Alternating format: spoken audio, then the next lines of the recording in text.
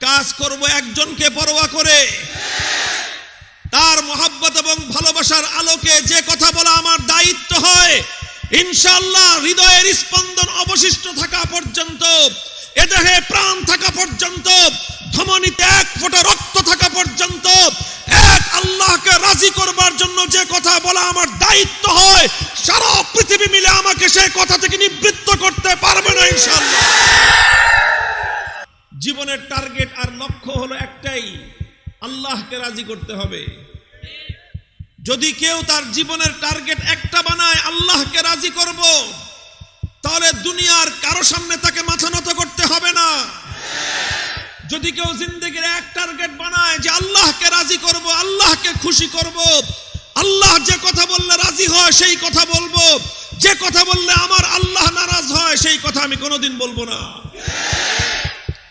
কেউ যদি এটাকে নিজের জিন্দেগির মূল টার্গেট আর লক্ষ্য বানাতে পারে, তাহলে সারা দুনিয়া একত্রিত হয়ে তার কোনো ক্ষতি করতে পারবে না। আর আপনি যদি আল্লাহকে নারাজ করে সারা দুনিয়াকে রাজি করতে চান, তাহলে আল্লাহ পাকের গজব থেকে, আল্লাহর অসন্তুষ্টির ভয়াবহ পরিণাম থেকে, সেই অভিশাপ থেকে সারা দুনিয়া আপনাকে হেফাজত করতে পারবে না। এই জন্য মুসলমান, জিন্দেগির এই এক টার্গেট বানাও। আলহামদুলিল্লাহ, আল্লাহ পাকের মেহেরবানি, দোয়া চাই আপনাদের কাছে।